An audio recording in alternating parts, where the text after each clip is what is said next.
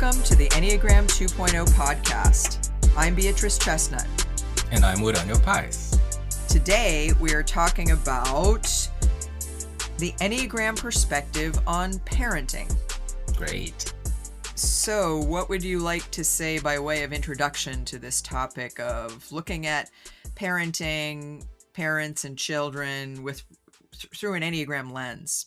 We've just done this very interesting, nice online workshop about parenting, about kids of all types and parents of all types, styles of learning. I really loved doing it. I believe you did too. And I learned a lot because we also had panelists of each type. So it was a great opportunity that we did on CP Enneagram. By the way, it's available on the website for whoever is interested. But what really caught my attention was to see how parents did not do the right thing with the kid of that type. What about you? Yeah, I think it's a lot about what parents need to know. I think everyone wants to be a good parent. They want to do the best job they can in relating to their child. And I do think we learned a lot about, and again, we looked at both the parents and the child of that type. So for each type, looking at what does this child need? Because I think good parenting is about a few things. One is being a good model.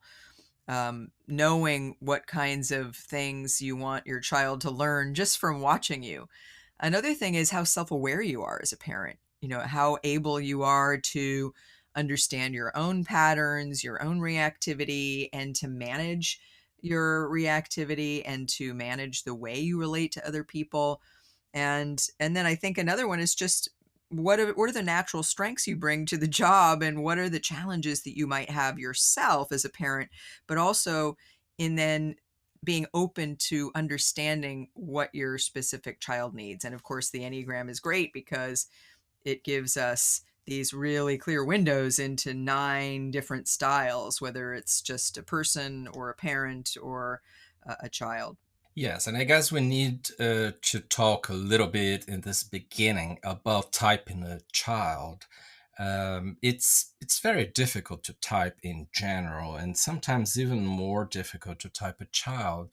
We notice that many kids manifest the best of that type, like they're closer to essence, and also they manifest the arrow points. The Enneagram has this diagram, and each type is connected to 2 other points with inner lines in the symbol that we call arrows. And many kids manifest, especially the arrow against. But having said that, I know that you and I believe that it is actually possible to know a child's type from very early. Now, we need to be careful, though, especially when we don't have the necessary background in typing. What would you like to say about that, Bea? Yeah, I do think that a lot of people who are listening to this are probably asking themselves a few questions about this. One is, you know, how does our type arise? Do we come in with it? Is it something that gets developed in childhood through the way we interact with our environment? And like you're saying, how, is it wise to type my child? How early can I know my child's type? Should I try to figure out my child's type, or should I wait till later? I think there's a lot of questions that may arise for people in thinking about this topic. What our sense is that we are born with our type. Certainly in childhood, the way we interact with the people in our world affects us a lot and also shapes us. But I don't think that early experience determines our type or even our subtype or our dominant instinct. But I do think that we can look back at our life and see the way that our lived experience as a child fit with what our type was, how our survival strategy worked in our family, or how we got treated a certain way. And so I do think that we come in as a type, but then it's kind of a dance between the way we express our type and the way we get treated, and it's often both. We're shaped by our environment, especially in terms of how rigid our defenses need to be or how fixated our personality type becomes.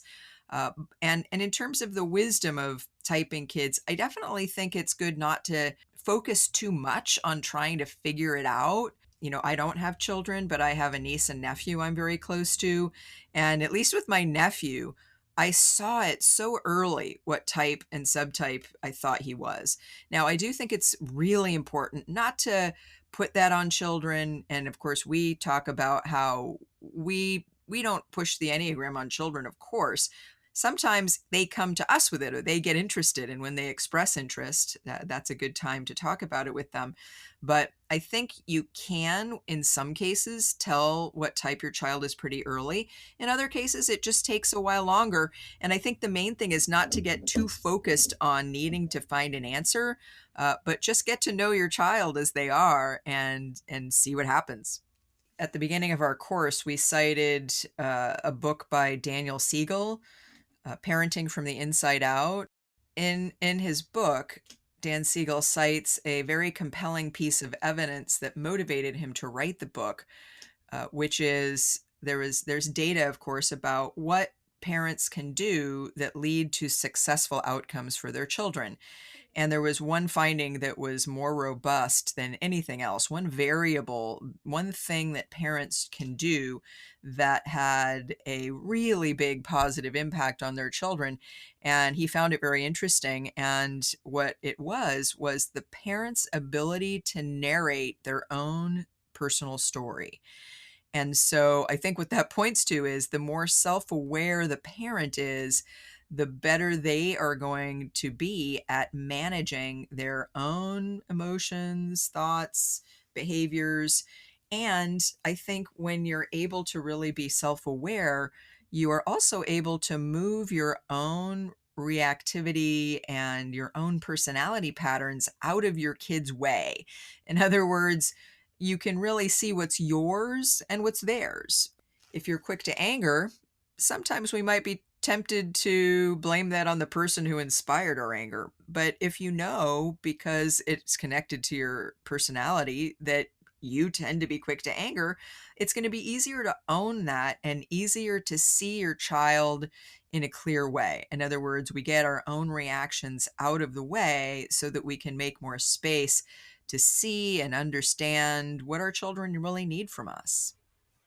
Yes, and I think that parenting is something that many times bring the best in us, but also make us feel having our bottoms pushed, and we react a lot and it's tiring, and each type deals with that in different ways, so it's a great way to know reactivity patterns. Now, it's also so interesting to learn about the nine types by seeing how the nine types of kids are.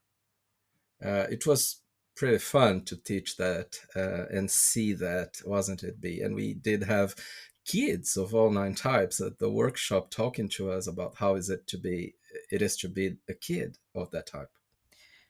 Yes, for each class, we had a panel of experts. We had three people of that type, the type we were focusing on in the class that day.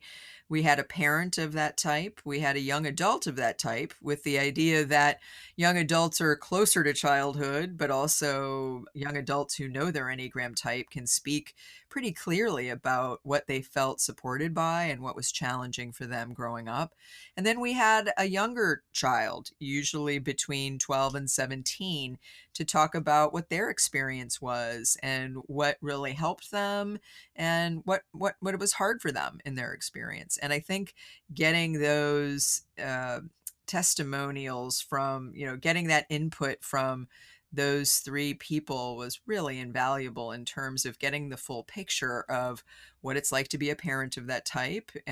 What are the natural strengths and what are the pain points and the challenges that just naturally arise in doing the sometimes difficult job of parenting, and what's it like to be a child of that type. And so I think those two different angles gave us a lot of interesting information about not only parenting, but also family dynamics and what it's like to grow up as a specific child. So I think we learned, like you said, we learned a lot while we were also teaching this course.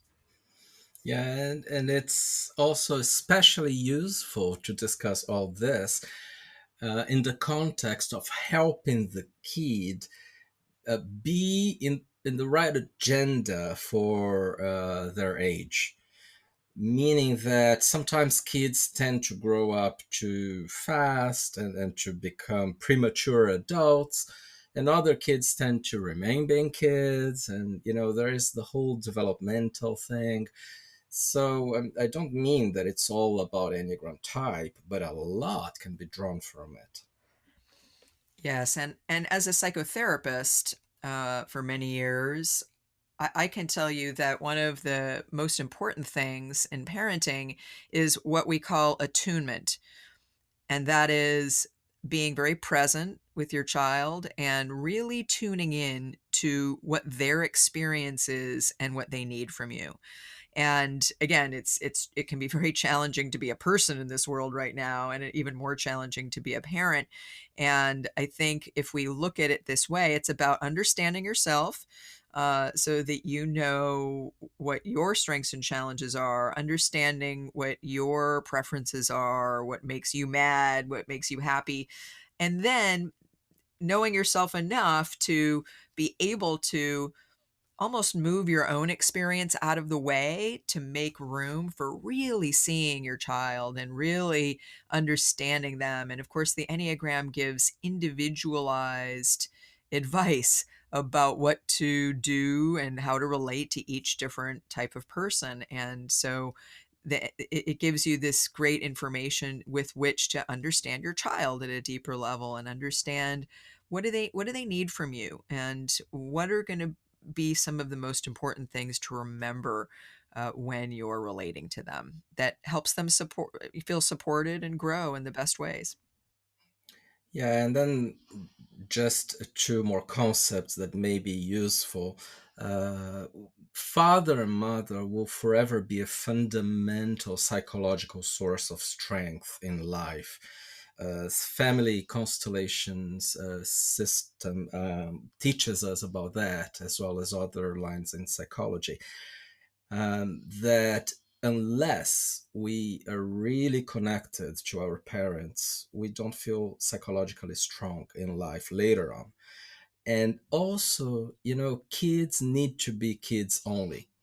And by doing a good job with themselves, parents will allow for that to happen. But unfortunately, it's not what we see many, many times.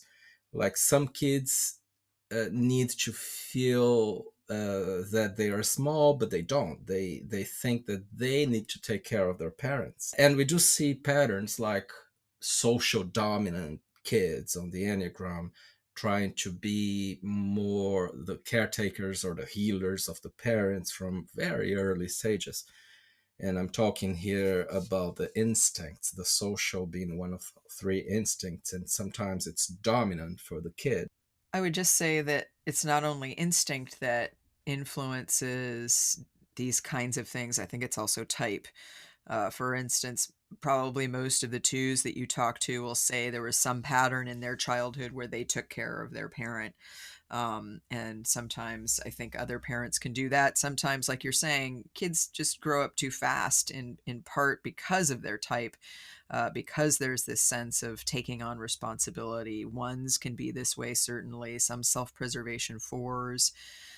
Sometimes it's about sort of making yourself small, or not expressing yourself as much. That can be the way that you adapt to your environment when you somehow need to take care of others to be okay. So I do think this is something that happens. And of course, there are a lot of different kinds of difficulties and traumas that children can experience. But I think the main thing is, like you're saying, if we create resilience in our children, if we are being self aware and humble in who we are, We can also bring a lot to the table to work through and repair different difficulties when they do emerge, which they inevitably do among us humans. So let's talk about parents and children of the nine types. For each type, and we'll start with type 8, we will say a few things about what we think it might be good for people to know about how to relate to a child of that type. And also, if you're a parent of that type, what are some good things to be aware of? So let's start with 8. Why don't you start? What are some things it might be good to understand about type 8 children, and what should type 8 parents be aware of in themselves? I think it's excellent that eight kids are more uncomplicated. What you see is what you get from them. Also, they have a very good potential for being responsible, do things, make efforts, be self confident, resilient. But on the other hand, they can be very domineering, constantly irritated, and a bit challenging when it comes to the parents putting limits and setting rules. I think that type 8 children can be quite independent at an early age. And I think sometimes the parents may see that as good news, like, oh, good, they're taking care of themselves. But I think we need to remember that even when type 8 children look strong and they're doing things on their own, they're still kids and they need to be held. And that means both physically and psychologically. They need a lot of support. Remember that there's vulnerability there, even if they're not showing it. Yes, I agree with you, B. And what would be one idea of what to do with type 8 kids? In terms of what to do, I would say allow them to feel a sense of power in their experience, even though, of course, they're not in charge at an early age. Allow them to have some power of choice in some of the things they do so they don't kind of rebel against your power excessively because you're giving them some chances to have some control over some aspect of their life. So, what would be a don't for relating to type 8 kids? Don't try to control your 8 kid. Allow the kid to be spontaneous as they are. Don't try to change them or to put too many limits because it doesn't work. And what are some things that type 8 parents should be aware of in themselves to be better parents? It's difficult for 8 parents to express soft care and to share their own emotions, and to just love in a softer way. And that is a challenge for them to pursue at the same time that they also are in charge and put limits many times in a good and important way. Yes, I think that type 8 parents benefit from getting in touch with their own vulnerability so that they can empathize with the child's vulnerability, and also that they seek to understand more what their impact is on others, because sometimes eights may think they're doing the right thing or having a positive impact, and they just may not remember to do that attunement part, to really sort of put aside their own viewpoint and really get into the experience of the child, which could be a vulnerable experience, and aides sometimes just don't realize when they're not going there. So, what about type 9? What are some things to know about how to relate to type 9 children? It's amazing to see how type 9 children from the very beginning tend to show calmness, attention to other people's movements and needs, empathy somehow, and also very good sensory and instinctive intelligence. And by the way, they need more than average to do things so that they learn to be concrete. And this is for all body types, eights, nines, and ones as kids already. And on the other hand, they have some tendencies that are very specific as kids, like giving their toys away for other kids, feeling less important than the siblings, and a few other things, including not crying much or not asking much for them. Yeah, I think that type 9 children are adaptable, of course, as nines tend to be. But, in the parent-child relationship, there's, of course, a lot of situations in which the child needs to do something the parent wants them to do, and the parent needs to, in some ways, find a way to get their child to comply. And that becomes an issue with type 9 children because, as we know, when nines feel pressured into something, when they feel a sense that you're being an authoritarian and telling them what to do, there can be a natural kind of passive resistance that's not very direct. And so it can be hard to deal with. So, what do you do when you need to get your child to do something, but you don't want to be too authoritarian because they'll resist you in different ways? And I think what we heard from our 9 panelists when we did our course was being honest and transparent about your motives, about what you want, and having more of a dialogue with them and showing that you care about what they think and what they want. So, what's a do for parents who want to support their type 9 children in the best possible way? What would you suggest they do?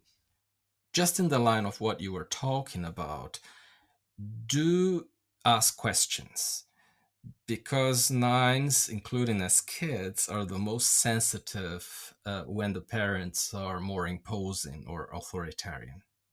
And what would be a don't be? This is a bit of a tricky one, but I would say don't assume that when your child disobeys you, that it's all a bad thing. Now, of course, there are certain times you need to get your child to do what you need them to do for their own good. But sometimes when nines are resisting, when 9 children's resist, it's almost like they're standing up for their sense of self. If they over adapt and they do everything everyone wants them to do all the time, it's like they feel like they need to erase themselves, like they're not heard, and that's a big issue for nine. So I would say listen to them when listen to both their behavior and what they say when they're resisting you, and seek to create a dialogue as opposed to just assuming that they don't want to do something because they are being disobedient or rebellious. I really like what you've just said, but maybe now we can talk a bit about type 9 parents. Yeah, so what would you say are some good things for type 9 parents to be aware of? Yeah, I think they need to own that they are very dedicated.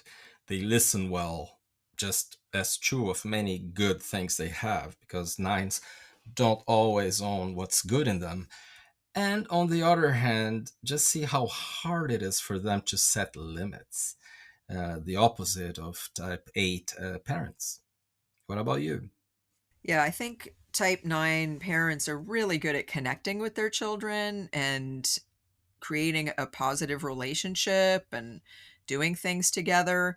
I think they can, however, get into a situation where they may not know how to model conflict and decisiveness. Sometimes they can give their kids mixed messages if they're not strong and forceful enough, or if they're avoiding necessary conversations that may create tension. That can also give the child a sense of not really knowing how to deal with conflicts in their life. So, shall we move on to type 1? How should we relate best to type 1 children? What are some of your thoughts about this? So it's useful, in my view, when type 1 kids get help from their parents to have pleasure and fun, and sometimes being flexible in doing that before duty, like homework from school.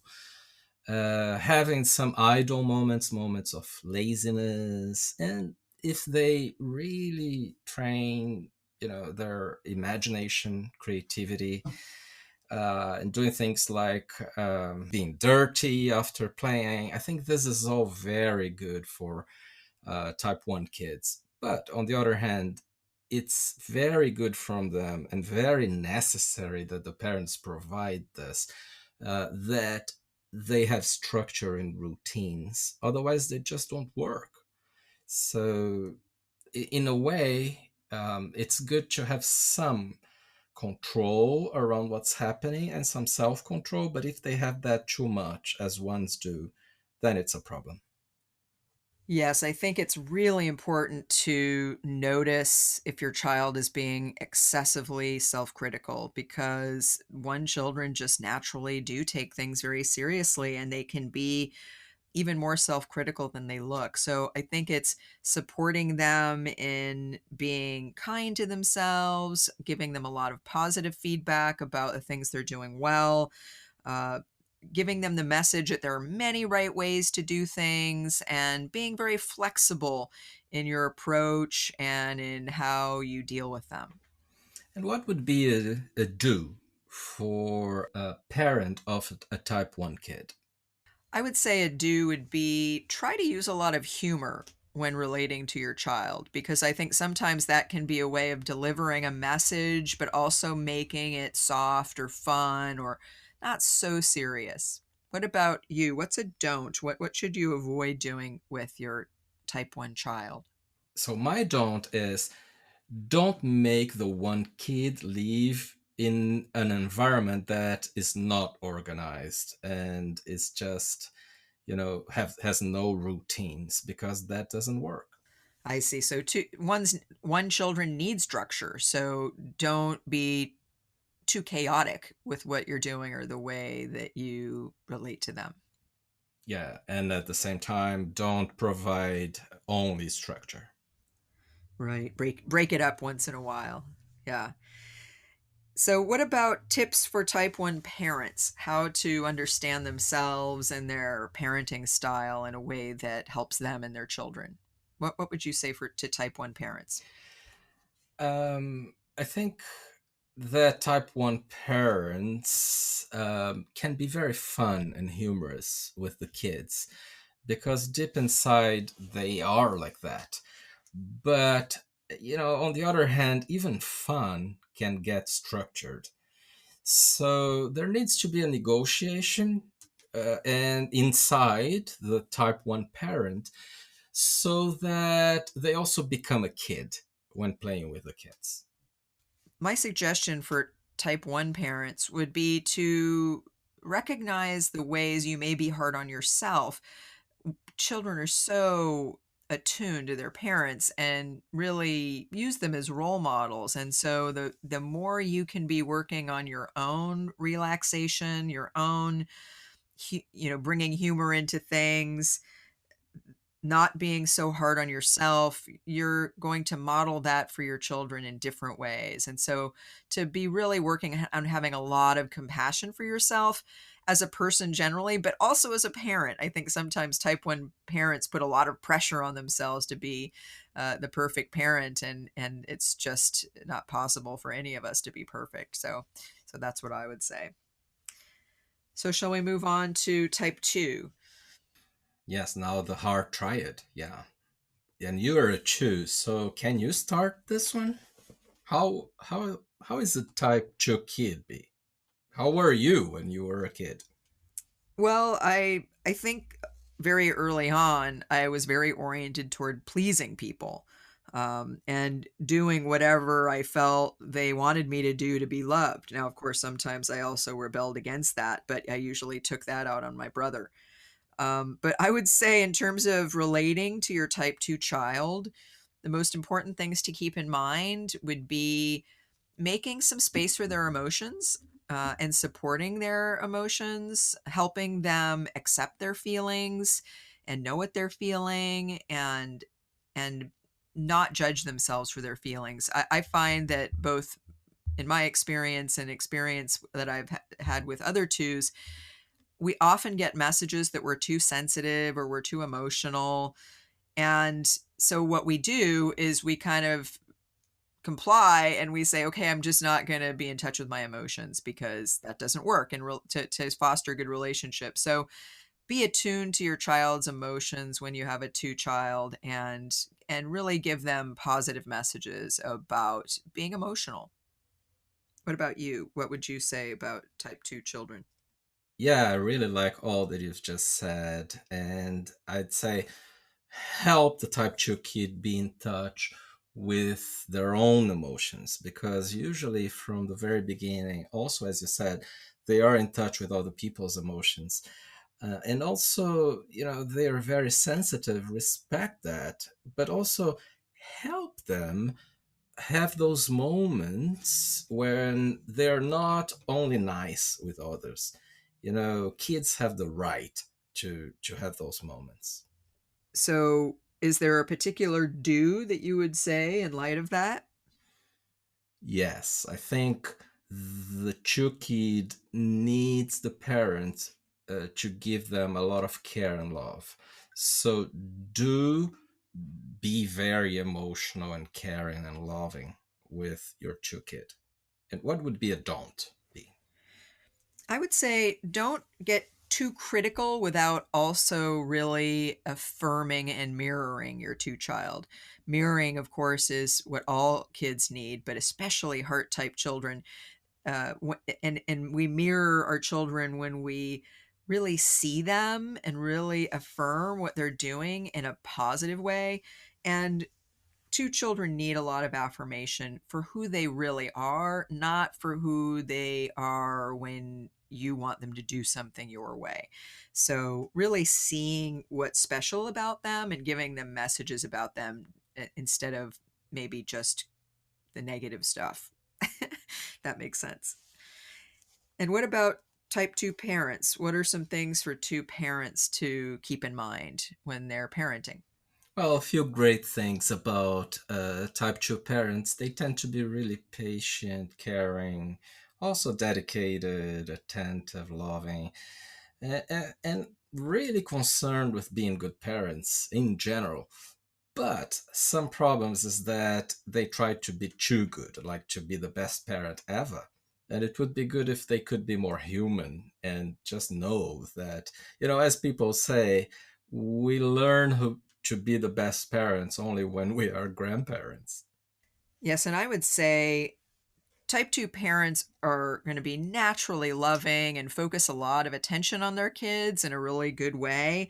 But I would say remember that you also need to give your children space.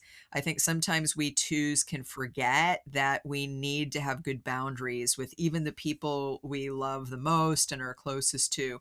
So recognize when your child needs some private space, recognize when it may be the time to not know everything about what they're doing with their friends, and to let them go a little bit and not feel like you need to be involved in everything they're doing or thinking. So, shall we talk about type 3? What are some things to know about how to relate to a type 3 child? Yeah, type 3 kids are very dynamic from early on, and they're really emotional in my experience. They on the other hand, really value performance at first and become competitive and sometimes push away emotions. But still, at least during early childhood, they tend to be very emotional, sensitive, and they need a lot of love and care. But it's also important when parents help them stop a little, and giving them love and care helps with that. They stop when emotions are being expressed and exchanged. So don't do that only with words. Do it with gestures and express emotions with type 3 kids. What would you add? I would say it might be nice as a parent of a 3 child to see how industrious they are and how much they do from a young age. They tend to be very self-motivated and wanting to accomplish a lot and be very active, as you say. But I do think that it can be a little bit of a trap because parents can unknowingly affirm their child for what they do and reinforce the type 3 fixation of I'm valued for what I accomplish and what I do and for being good at things, not for who I essentially am. So, as when we relate to type 3 kids, I think it's important, as you say, to support their emotions and also to mirror back who you see them as in terms of who they uniquely are. So, not always giving them positive feedback about what they do or what they accomplish, but their effort they make, or the thoughtfulness that they express, or things that are less tangible and more things that you really see that are about who they are at a deeper level. So, what would be a do be for you, in your view, for a parent of a type 3 kid? I would say do things with your child and ask them about their experience of things when you do things with them. So, how are they feeling about it? Are they having fun? What are they interested in? What do they find meaningful? What was their favorite part? I think if you inquire into their experience, you can help them come to know themselves in a good way. What about you? What's a don't? What would you say to not do with your three child? I would say don't be absent in an important moment of the type 3 kid, like in that final sports competition, or when there is the theater play at school. We see many times that type 3 kids are really, really wounded by the experience of their parents not being there to look at them at those moments. Right? They need to be recognized in these sort of moments of success or victory. That's a good one. So, what about type 3 parents? What are some things for type 3 parents to remember to be aware of in themselves? I think they model the importance of hard work, commitment, and they help their kids thrive and make efforts. But on the other hand, they might stimulate too much competition on the kid and care too much about their images, sometimes with things like dressing them up. And what about you? I think it's important for type 3 parents to be aware of what I might call work-life balance or work relationship balance. I think sometimes because threes are so good at doing the things they do, their work life tends to get a lot of their attention and their energy. And so to just always remember to also leave space for relating to people, for nourishing your relationship with your child, and of course modeling having a good balance between focusing on doing things in the world and being with the people around you in a very present and connected way. Let's do a short break. The Enneagram 2.0 podcast goes live every other Thursday on all main platforms. Stay tuned to learn more about yourself and others.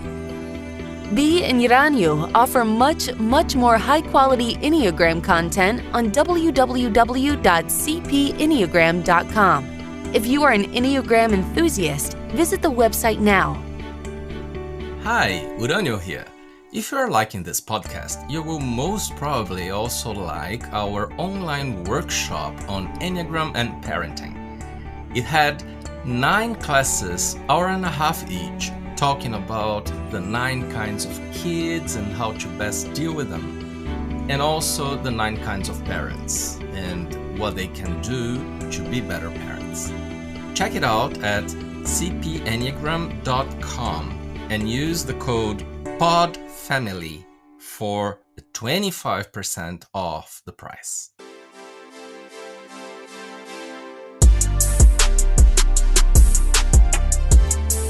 So, shall we move on to type 4? What are some things that might be important for people to know about type 4 children? So it's really interesting to see how 4 kids try to be different and unique from early ages. But of course, because they are closer to essence or the higher self in them, they sometimes are much less emotional than an adult 4. Now, at times you will see a lot of intensity and emotions, and this will grow as they get older. So don't try to box in your 4 kid. Allow them to be expressive or even a bit, good crazy instead. because they need to channel their emotions in a way that's not harmful for them or for others. And it's very important then that they have things like arts, writing, practicing sports for discharging, and even cheering for singers and bands or sports teams. That helps. What would you say? I would say that it is important to support their natural tendency to be emotional. Again, like twos, I think fours can get some negative messages from early on about being too emotional. And so I think it's important to have a positive, supportive attitude about emotions generally and to support the four in authentically expressing themselves. I also think that type fours tend to be truth tellers. So if your child is bringing an inconvenient truth to your attention, pause and really allow yourself to appreciate this actual quality of being really honest and authentic. And similarly, watch out for labeling for children in any ways as too dramatic or to this or to that, because I think that sometimes happens with fours, because I think in our culture sometimes we we are a little bit afraid of our own emotions or our own intensity, and sometimes we put that on fours in a way we don't intend to. So be very careful about valuing fours as they are, especially when they express themselves, and try really hard to be mindful about not sending any negative messages. So when it comes to four children, what would you suggest people do? Do listen to your type 4 kid to the end, because they need to say how they are feeling. And what would be a don't be? Well, this is very much related to what you're saying. I would say don't think you understand them when you're actually not understanding them. Fours need a lot of understanding. So I would say don't misunderstand them. Really take time to understand them and don't give them any negative messages about themselves when you maybe don't fully understand them. So what about type 4 parents? What would be good for them to be aware of in their parenting? Type 4 parents brilliantly model to their kids how to be emotionally intelligent. And they have this positive, many times positive, intensity and creativity. And they can play and have fun quite well with their kids. Now, on the other hand, they can be self-referencing, making things more about them than about the kids. That's concerning, and this is why it's so important to do inner work for all of us, actually. And what about you? What would you say about type 4 parents?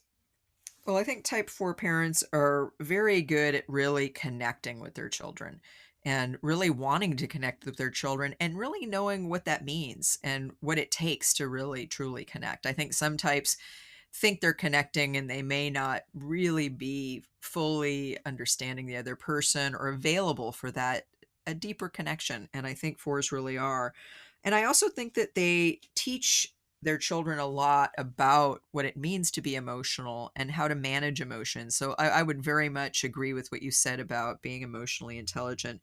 But I do think that fours also need to recognize when they may be modeling not managing their emotions very well. I think sometimes fours can over identify with their emotions and not let things go at a certain point after they've felt the emotion. Sometimes it's good to move on, and fours can sort of get too attached to a particular feeling or an emotional experience. And so it's important for four parents to recognize that their children are really watching them and learning how to manage their feelings. And so to be also modeling how to let go, how to rise above and get yourself back to a calm place if something's been upsetting, for instance.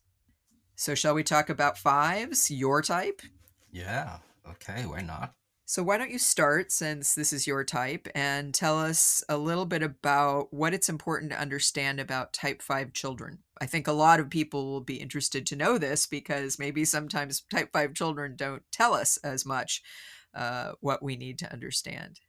Yeah, but on the other hand, they love to be asked about what they want, what they need, and who they are. And when people are interested, it's great, and when they don't just assume who they are, like the type 5 kid is. So when they are very, very young kids, they tend to be very energized because we are closer to our best on those times. But then they, of course, develop those type 5 tendencies and want parents to give them more space, and they can be very calm and behave, and also be very discreet, not very communicative, and be very mental, not as much in touch with the body and emotions. But what do you see as tendencies for type 5 kids be? Well, I think sometimes parents get worried about their type 5 children if they're quieter than most kids, or they don't have as many friends, they're not as social, or they're really okay being by themselves for long periods of time. I think sometimes, parents are always wondering, is my child okay? And they can think that's not okay. And so one thing is to recognize that your type 5 child may actually appreciate having time and space to themselves, and it's important not to think they're something wrong if they don't want to socialize at the same level that other people do. And so to leave a lot of room for that. And like you said too, I think it's also important to ask them what's going on with them, and to give them some choices about what's happening, and give them time to think about the questions you ask and the choices if they don't have an answer in the moment. So, what's one do for what to do with your 5 child? Well, I would suggest do help them understand what's happening. Fives often say they need things to make sense. They need to know what's happening before it happens. They need to be able to wrap their minds around it to feel okay about what's happening. So don't surprise them, but do give them information about what's going to happen. Give them information that's mental so they can make sense of things and feel more secure. What about you? What's a don't? What should people not do with their type 5 child? First, I can confirm that what you said is really useful. I've always needed that as even a kid. And, type 5 kids are the ones always asking why. And when you answer, everything works better for them. Now, my don't is don't try to control their time too much. Allow them to have some control of the time in things like when they want to do homework, or when they think they will be ready to come back to you in something you said. So don't give them all the time, but don't try to control their time too much. So now let's talk about the type 5 parent. What are some important things to know, since you yourself are a type 5 parent? I really want to hear what you have to say. What do you think uh, should people know about type 5s as parents? I think they are usually very perceptive. They observe what's going on with the kid, and they see the kid for who they are. And they stimulate the intellect. But while they can engage in playing quite a bit, they are always controlling time and defining themselves when the play will finish, which is not very pleasant for the kid. What would you add? I would say that 5s can be great parents because they're objective and calm. And I think they're good at solving problems that come up in a direct and way without getting too upset, which is something that children need. They need to have a sense of security that things are going to be okay. And I think 5s don't bring their own emotions into things in a way that doesn't help the situation. But I also think they need to remember to stay engaged. They need to remember to flex a little bit, that they may need to be flexible around the time they would rather have to themselves. They may need to be with their kids more than is comfortable being around people some of the time. So let's move on to type 6. So, what's important for people to know about type 6 children? Type 6 children start doubting themselves at a certain point of their childhood. And they need a reassurance. They need a word of help. They need backup. At earlier ages, type 6 kids can show the other side of sixes in touch with courage, which is being really strong and being really there for whatever happens. So when they start losing that, it's when the parents need to show strength. Now, on the other hand, the parent shouldn't show that they are in charge of everything always, because they need to give back to the kid responsibility for things that happen.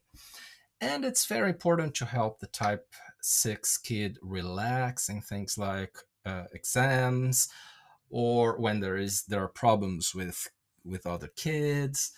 And relaxation is essential. Relaxation techniques and activities. What would you add, B? I would say that really one of the main issues that you may need to be understanding around with your type 6 child is their need to learn to cope with fear. Now, the three different subtypes of 6 experience fear and cope with it very differently, but to be tuned into your child's fear level, what they're doing in light of it, and really support them both around the idea that being afraid is okay, it's natural, it makes sense, but also helping them find ways to deal with their fear when it does come up. So, what would you say is one do for parents to do with their type 6 kids? It's pushing them into action sooner, and help them see how they succeed, because chances are that the result will be better than they are anticipating. And what would be a don't? I would say that, most sixes have some sort of authority issues. And guess what? The authority issues start with the first authorities, which are the parents. So I would say don't be too authoritarian with your child, and be very mindful of how you're exercising your power and authority, because you don't want to neglect the child's need to develop their own inner sense of power and authority. So don't be too authoritarian. Don't be too unaware of the power dynamics in your relationship. So what about type 6 parents? What are some insights or thoughts about type 6 parents? My wife is a type 6, and I really admire how she's always on top of things, and she can, on one hand, see the big picture that is happening with the kid, and on the other hand, help in details in ways that I can't.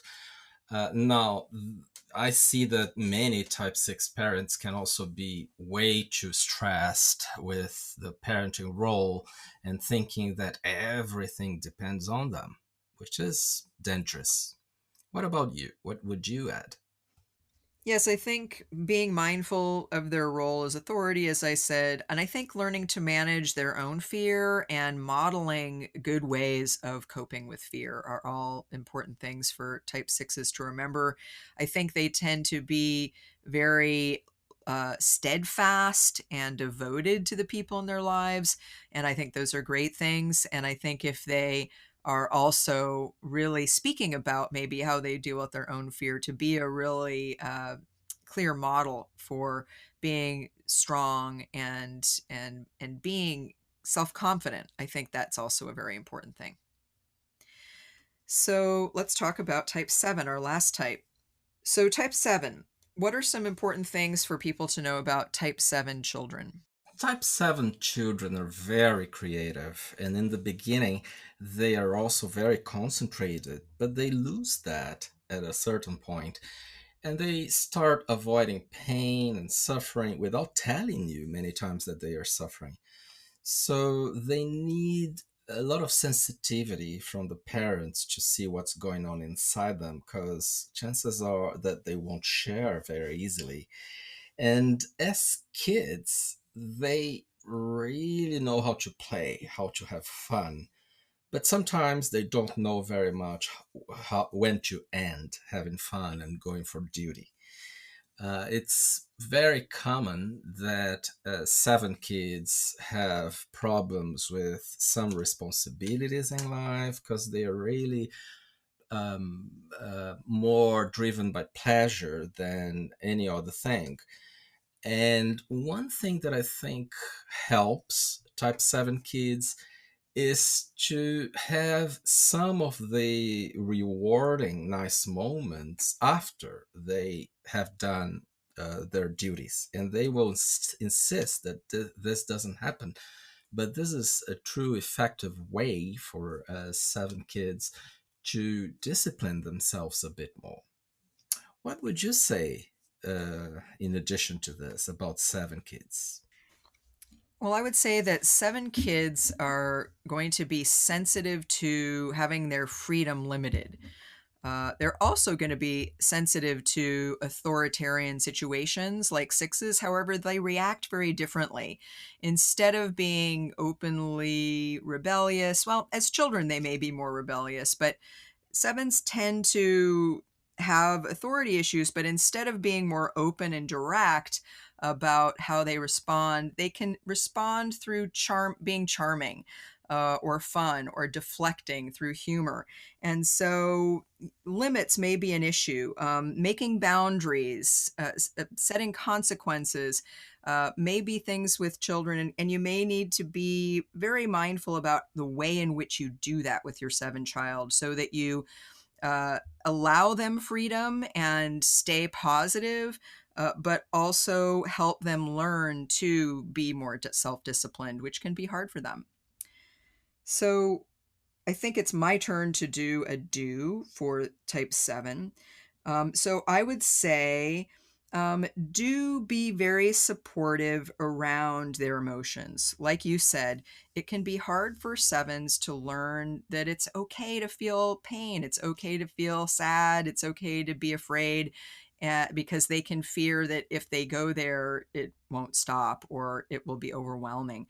And so I think really do tune into what your child needs around learning to be with difficult experiences or negative experiences, because that can be hard for 7s to learn how to know how to cope with.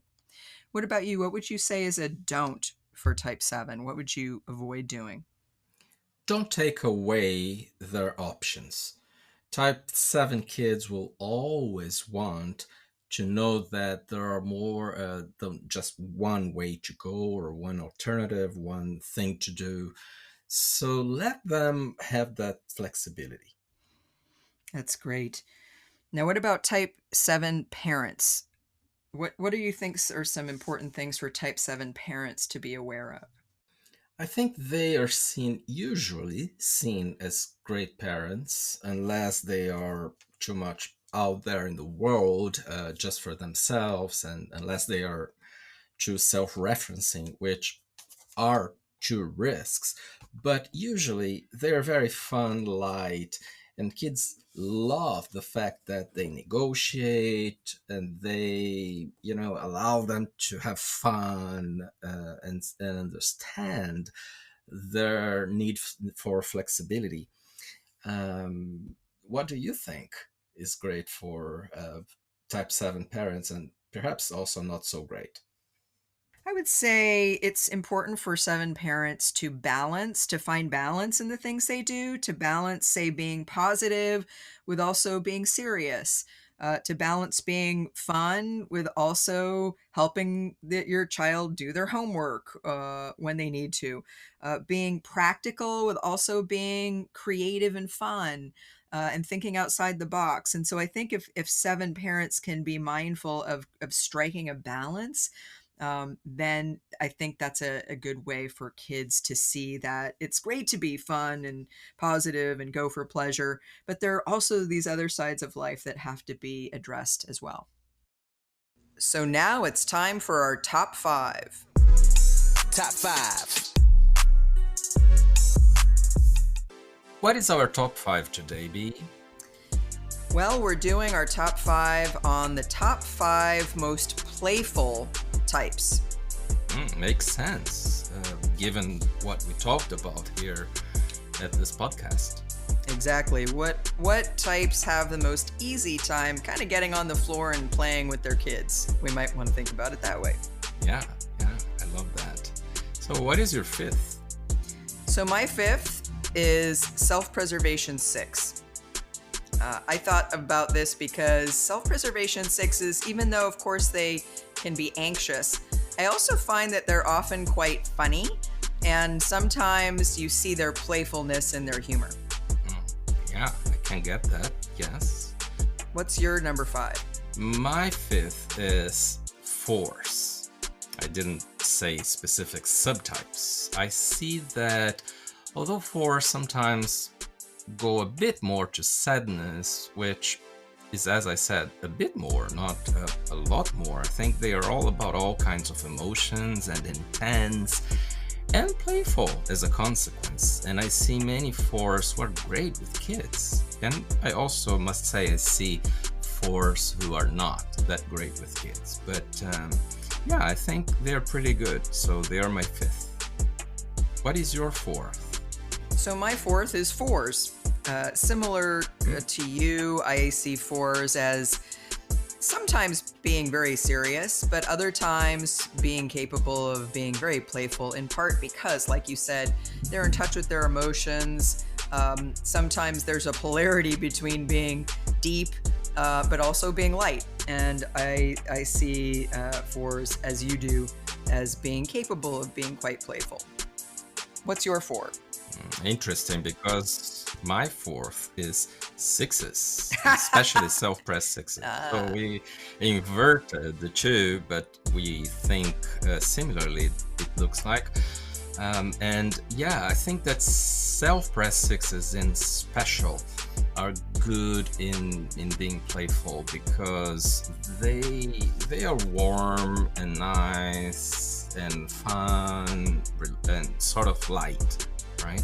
So I don't think that social 6s are among the best in terms of being playful because they're too dutiful, and I see social 6s sometimes becoming premature adults as kids, but I don't see that happening with self-pressed 6s, and also not as much with sexual 6s, as I must say. I think that many sexual 6s sort of put their guards down when they are with kids. They don't try to be just strong and so on. There are cases and cases, but yeah, so 6s, but especially self-pressed 6s is my fourth. What is your third? My third is 9s. Probably usually self-preservation and social the most, but 9s are my number 3. I was thinking about people I know, and a lot of 9s I know are also very funny, and they can be humorous and light, and they're also really oriented toward connecting with people. And if it's a child or someone else that's playful, oftentimes they can be right there and show that side of themselves quite easily. What's your number 3? It's interesting, before I say my number 3, I haven't included 9s among my 5, and I thought about that a lot, but I haven't. Maybe I'm biased because my mother is a self-preservation 9 and not playful at all. She didn't play with me much. and other 9s I know are also not that playful, especially with their kids, but I might be biased.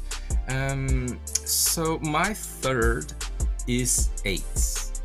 I think that 8s are very often playful. 8s truly open up their hearts when they are in front of kids. I mean, it's as if kids inspire them to be more innocent, and innocence is the virtue of 8s.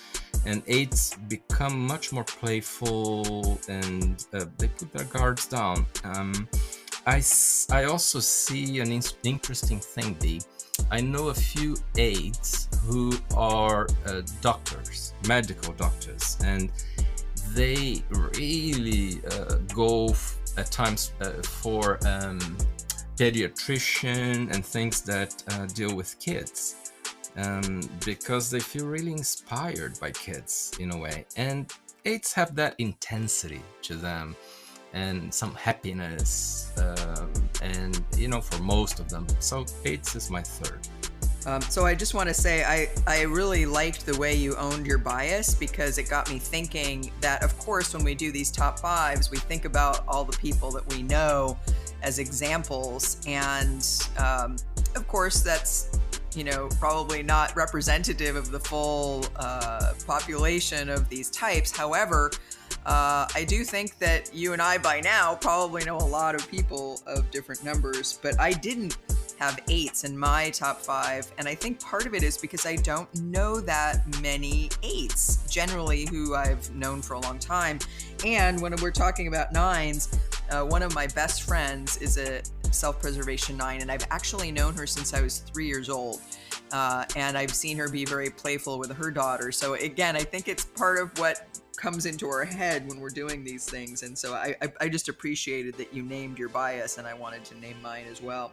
In terms of my number 2, I put self-preservation 2s.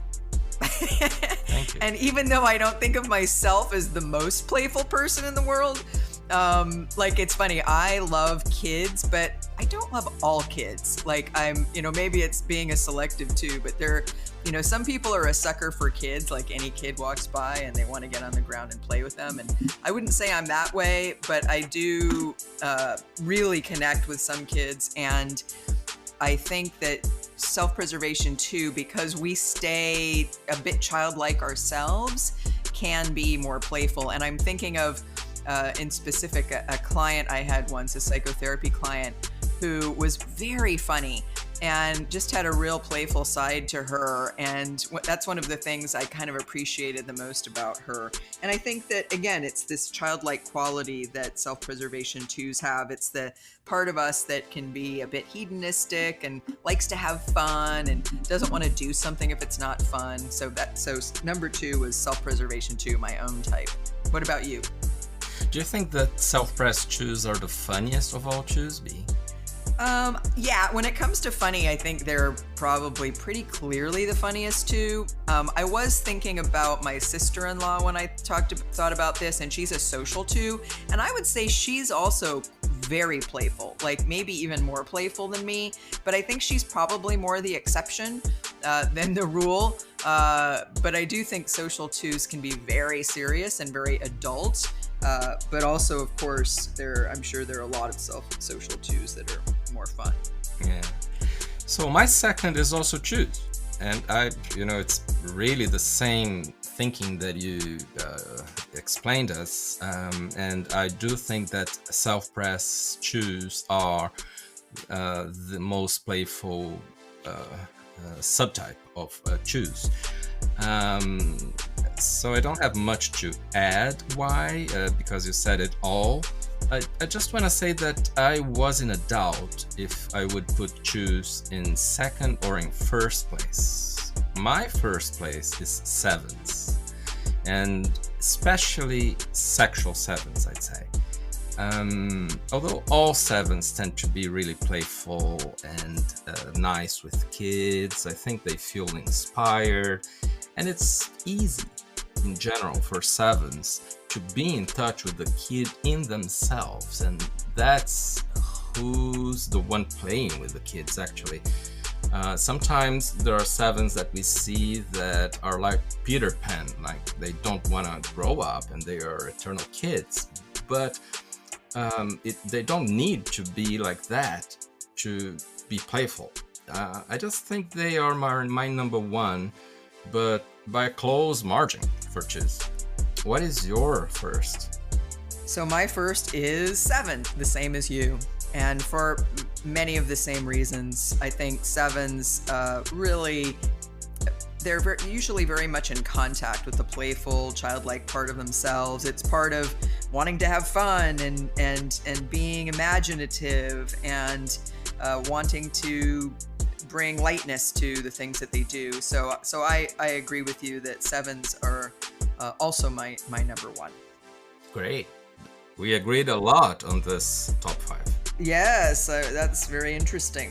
Okay, so thank you for that, and thank you for listening. Join us again for our Enneagram 2.0 podcast, where we talk about all things Enneagram. Please click on like to help spread the word about our podcast. Thanks for listening. Yeah, Enneagram 2.0, find your personality. Chestnut, Paes, Enneagram Academy. What's your type? What's your subtype? So much you can learn. You can be amazing. Go ahead and transform. It's for yourself and others. Grow and follow the flow. And also for the planet, yeah, let your mind blow. It's from B and Yoranyo. Time for you to know and be your best self with Enneagram 2.0. Psychology, self-mastery, work in relationships, spirituality. Come and join the podcast. Oh yeah, it will be fun. Explore the challenges that from now you'll overcome. Hey, Enneagram 2.0. Tune in, yeah, it's your personality. Enneagram 2.0. Chestnut, Paes, Enneagram Academy. Hey, Enneagram 2.0. Tune in now.